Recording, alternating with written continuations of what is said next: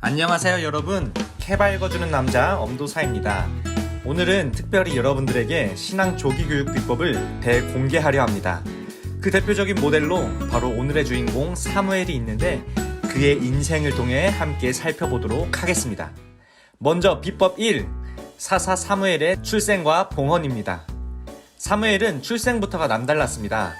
아이를 갖지 못하던 사무엘의 엄마 한나는 자신이 아이를 낳게 된다면 하나님께 드리겠다고 나시린에 서약을 합니다. 그녀의 간절한 기도를 들으신 하나님께서 그녀에게 아이를 낳게 하시는데 그가 바로 사무엘이고 그는 한나가 서약한 대로 나시린이 되어서 평생을 주를 위해 살게 됩니다. 이 사무엘의 이름의 뜻은 여호와께 구하였다이고 그는 엘리 제사장과 함께 성전에서 지내게 됩니다. 비법 2. 조기 신앙 교육의 좋은 예와 나쁜 예입니다. 그 당시 제사장이었던 엘리에게는 홈니와 비느하스라는 두 명의 아들들이 있었습니다. 그들은 제사장의 직분을 이어받아야 하는 자들이었는데 하나님께 드리는 제사를 멸시하고 그 제사에서 사용되는 제물을 습관적으로 가로채는 등의 악행들을 저질렀습니다. 그런데 그들과는 대조적으로 사무엘은 늘 겸손하고 신실한 자세로 하나님을 섬겨왔습니다. 그랬던 그에게 하나님께서는 대제사장만이 입을 수 있었던 에봇을 입히셨는데 이는 그가 엘리를 대신하여 이스라엘을 영적으로 이끌어갈 제사장이자 사사로 준비되고 있었음을 보여줍니다. 비법 3. 사무엘을 부르시는 하나님입니다. 사무엘상 3장을 보면 하나님께서 사무엘을 부르시는 모습을 볼 수 있습니다. 그런데 사무엘은 그것이 하나님의 음성인 것을 깨닫지 못하고 엘리가 그를 부른 것으로 착각을 합니다. 하나님께서 세 번째로 사무엘을 부르셨을 때에 엘리는 그것이 하나님의 음성인 것을 깨닫고는 사무엘에게 그 다음 하나님께서 부르실 때에 주여 내가 듣겠습니다 라고 대답할 것을 알려줍니다.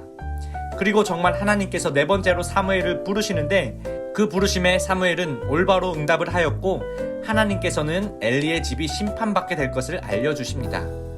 사무엘은 그 심판의 내용을 엘리에게 알려주게 되고 결국 그 심판의 내용대로 모든 것이 이루어집니다.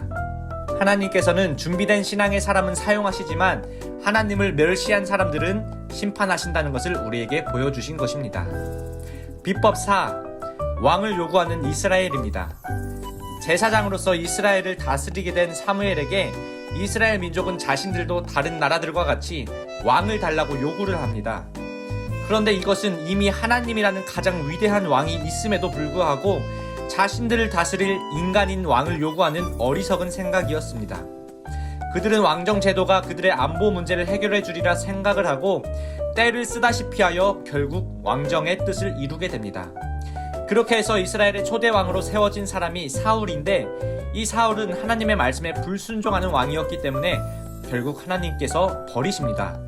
그리고 그 다음으로 세워진 왕이 바로 이스라엘의 전성기를 이끌었던 다윗 왕입니다. 마지막으로 비법 5. 사사 사무엘이 이스라엘에게 했던 마지막 당부를 읽고 오늘의 캐 밝아주는 남자를 마치겠습니다. 두려워하지 말라. 너희가 과연 이 모든 악을 행하였으나 여호와를 따르는 데에서 돌아서지 말고 오직 너희의 마음을 다하여 여호와를 섬기라.